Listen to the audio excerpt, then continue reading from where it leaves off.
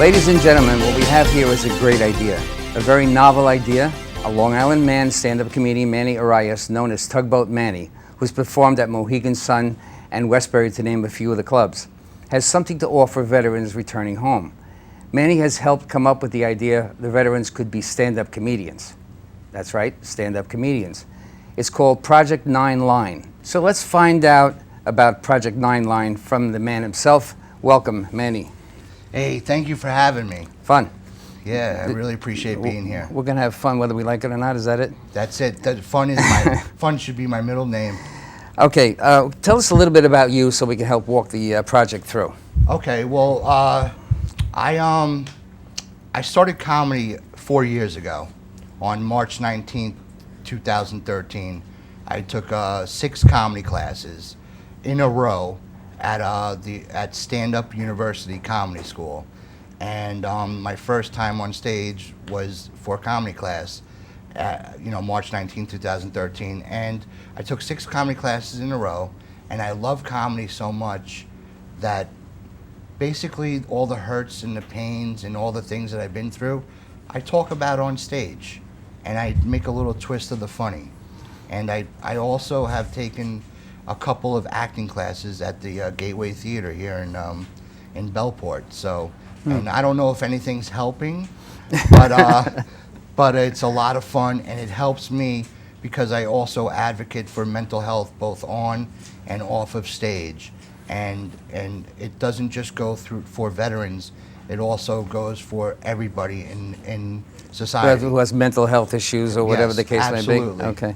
So you do a lot more than just the Veterans Project. Yes. But the Veterans Project interests me as a veteran. I always wanted to know if there was something that we could do for those people returning home, because I understand you have to say things as they are, but there's a high suicide rate for people coming back. Oh, absolutely. And there's also a homeless issue and a bunch of other issues that they have coming back. You know, one of the things that I did that I'll never forget, I performed at the Northport VA Hospital, and I performed in the psychiatric ward.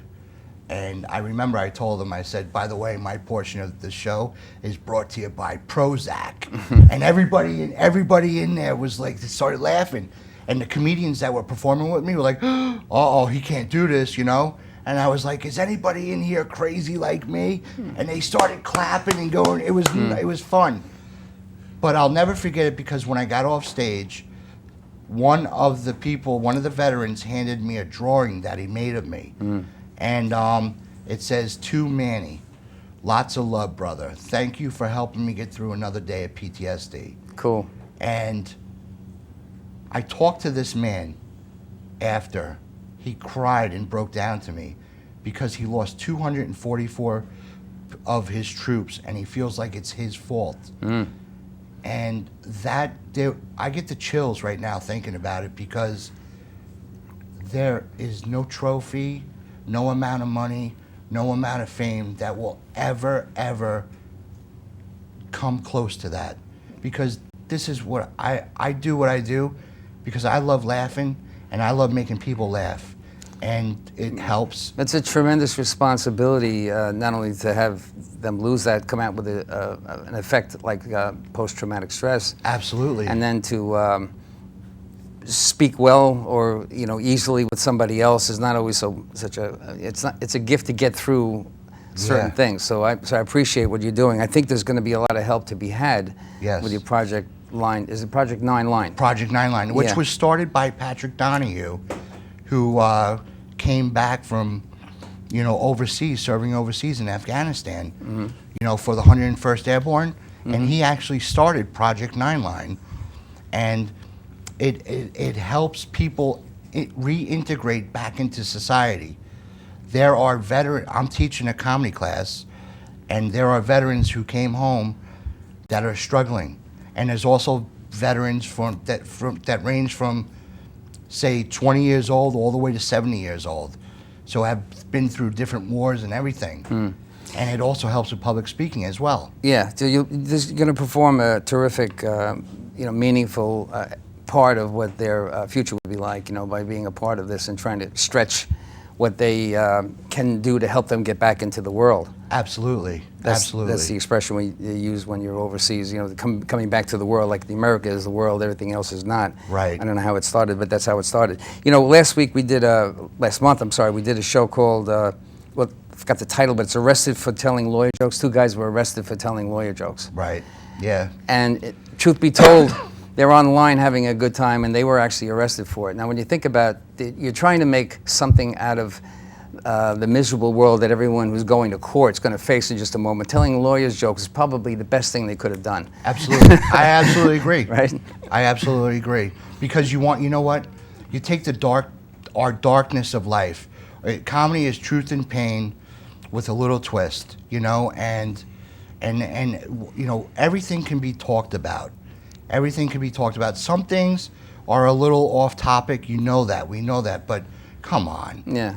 I mean, where everybody's so Let's easily relax offended. a little bit, as you say, right? Everybody's offended is no doubt a problem. And quick yeah. to jump, you know, Yeah. that point the finger and be like, but meanwhile, like my first tugboat captain told me, you point one finger, you better be careful because you got 3 more pointing back at you. Right. And I'll never Right. forget that. Truth be told, that's what it is. So if you get the chance at some point, we're going to expect that you create a few lawyer jokes to add to your repertoire when you're ready.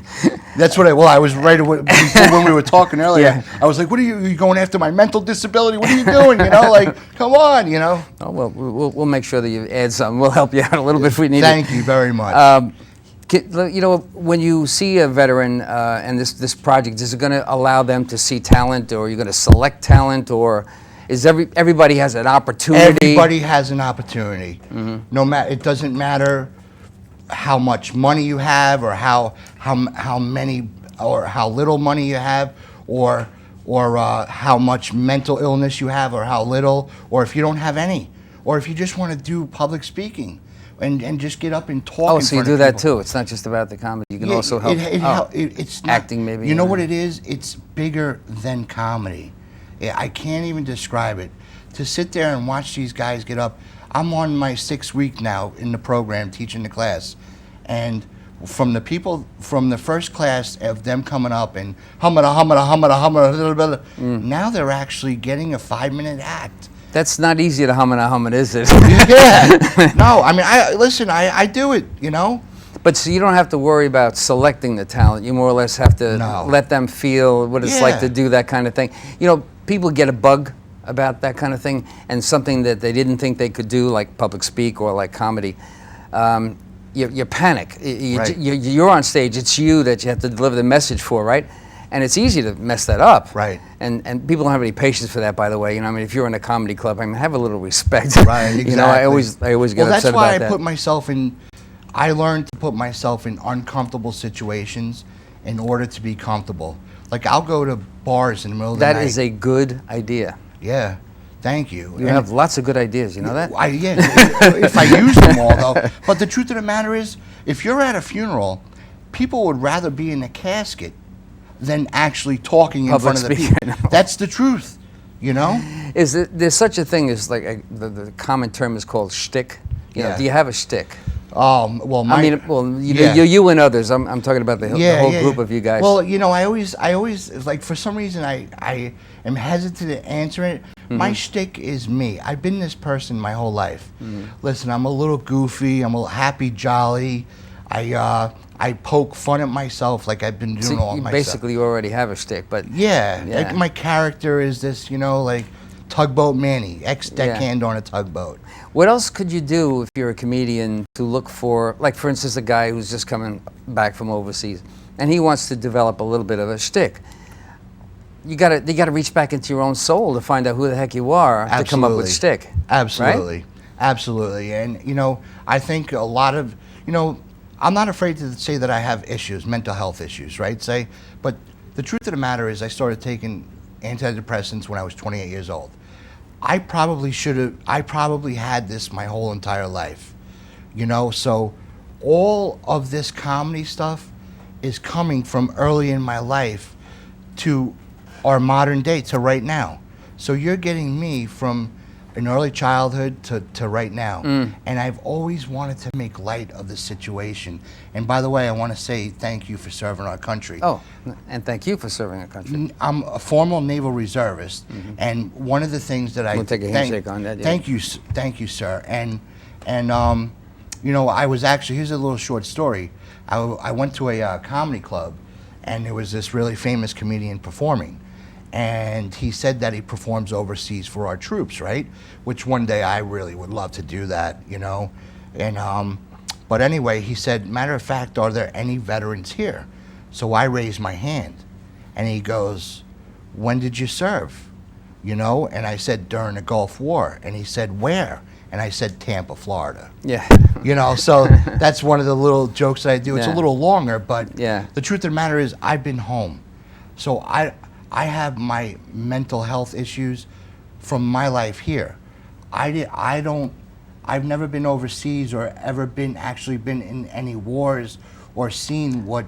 So that reminds me, so then the veterans that come back, and regardless of the place that they were in, Right. you're not locking somebody in or locking somebody out. You're saying everybody who can come, who has, you know. Absolutely. Anybody and everybody Because can come. across the board, there are people who didn't necessarily face combat who have mental issues, Right. and that's what you're referring to too, regarding when you brought that example up yourself. Absolutely. Yeah. And there are people out there that will bash some of the military people and be like, oh, well, you didn't serve the country. You know what the truth of the matter is? I signed the dotted line just like you signed the dotted line to protect and serve this great country. Right.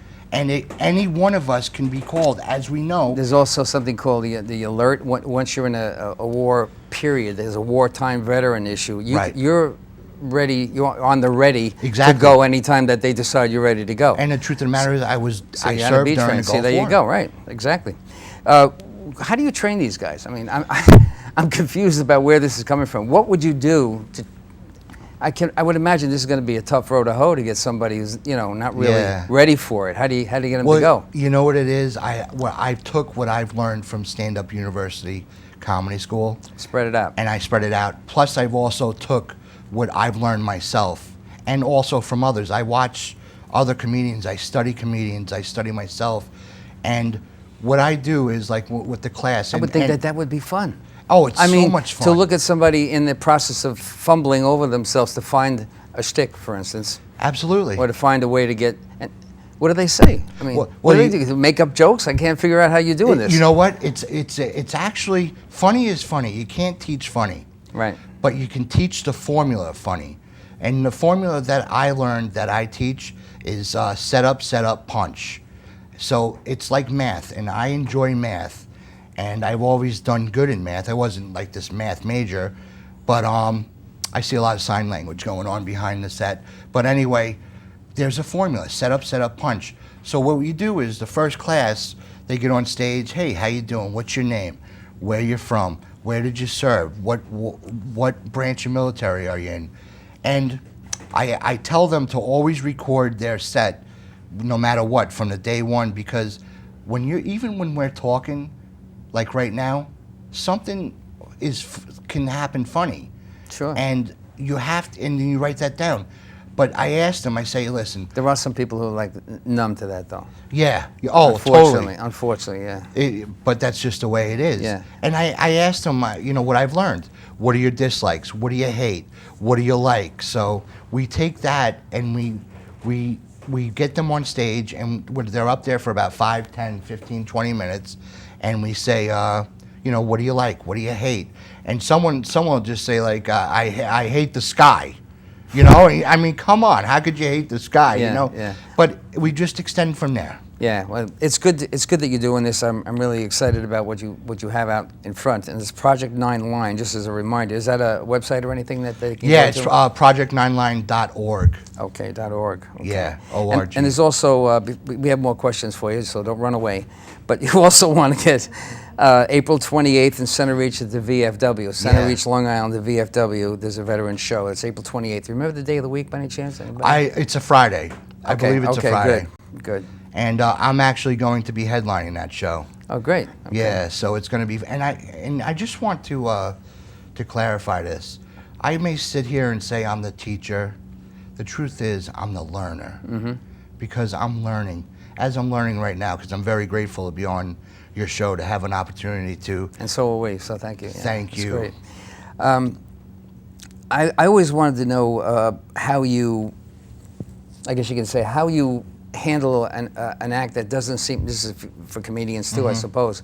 How do you handle an act that's struggling in your own act, and how do you handle an audience that's not responsive, they're not getting Right. it, they're not in the mood? And by the way, aren't these things considerations for you? I mean, Absolutely. You know, you never know what you're going to get, right? Absolutely, because when you go up there, the toughest spot is to be the first person. You got the host, then you got the first person that comes up to fill the spot. The headliner has a buffer zone where there's a few comics that lighten up the crowd and all that stuff. Warm up. Yeah, warm up person. Yeah. Like I said, what I do is I put myself in uncomfortable situations or to be comfortable. So what you'll see me do is I'll do my same act at maybe at a comedy venue, but I'll go to comedy open mics locally around Long Island, and I'll also go to music open jams, which I absolutely swear by. And some of the comedians that I don't know what that is. Music open jams are basically you go to a bar and it's a bunch of musicians and bands that play there. Music jam. So I see, yeah. sometimes I'll have a 5-minute spot right in between a band breaking down and setting up, and they'll give me, and the bands, there's noise, there's everything, there's distractions. So there's the bar crowd, there's the bands breaking down. It sounds like punishment. They try to perform an act with all that noise and confusion around you. But the truth of the matter is, that's where I get my comedy. I don't have muscle now, but that's where my comedy It's muscle coming, comes though, I from. can see it. Yeah. Well, laughter is definitely the best medicine because it uplifts you. Does anybody, have you got any feedback, I guess, from the people that you've begun to work with? Have they give you feedback of how the process is going, and whether they're able to develop a shtick, or are they afraid of where they are, or? Well, sometimes when you go through things, I feel like recently I feel like I'm taking a step backwards. But the truth of the matter is, the more you keep going, you're going forward. That's right. So there's times when I'm on stage where I'll go completely blank. I call it overlapping retreat and overlapping advance. I like that. When you're retreating and you're overlapping in one another, but if you're always going forward, you're in the overlapping advance. Because Right. you're going to have some failure in whatever process you're in, some kind of semi-retreat, but it's marginalized, it has time orientation in Right. it, and you can just go back and forth and go forward. And you're talking to somebody who's failed radiology school twice. I failed tests. I failed at many things in life. And you know what? You fail and fail. And I shared this the other day. But you have to be enthusiastic. And then Right. you just keep going. So I think that's probably, except for a guy who's got a very slow tempo, for a comedian, it's probably one of the more important things to have enthusiasm. Right, and passion. And conviction. You have to be sure about what you're saying. And the other thing, too, is what I've learned, Peter Bales is the professor of Stand-Up University. He taught me since day one, the more vulnerable you are, the better you be. I can't figure that one out. You can't, because we're in a life where if you tell somebody something, they're going to tell everybody else and all this other stuff. I'm on stage and I'm telling people that I take Prozac because I have mental health issues. I tell people that I'm on long-term disability because of mental health issues. I talk about what is wrong with me. And to make that comedy.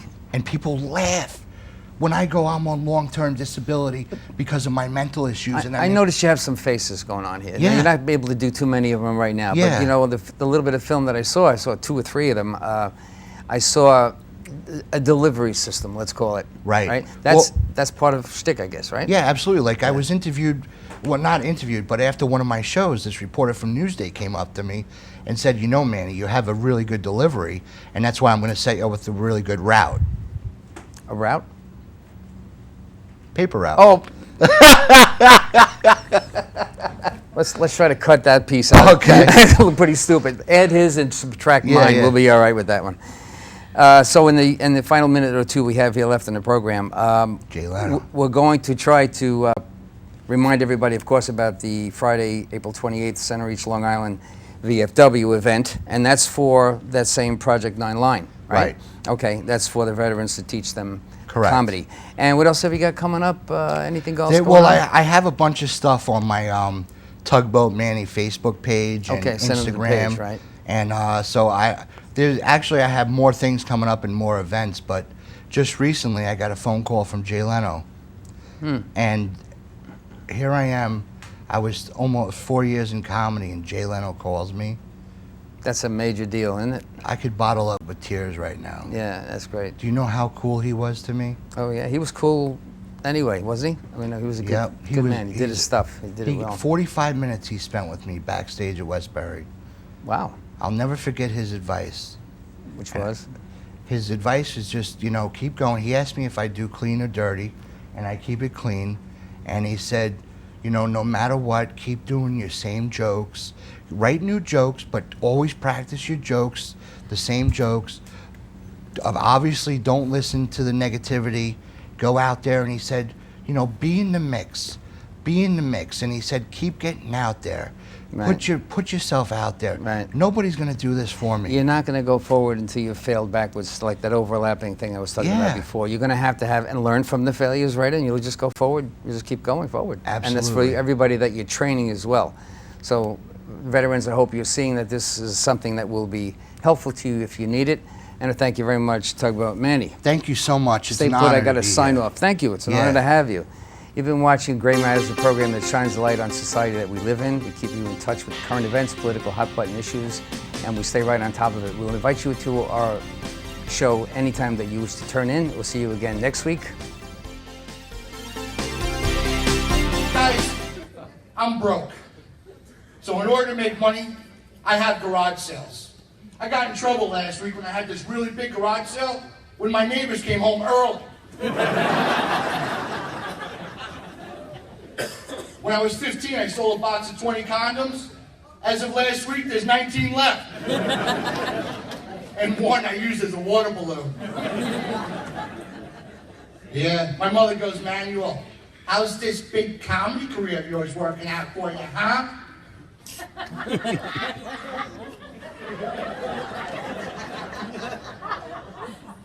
And I say, great, Ma, 3 years in comedy and doors are already starting to open up for me.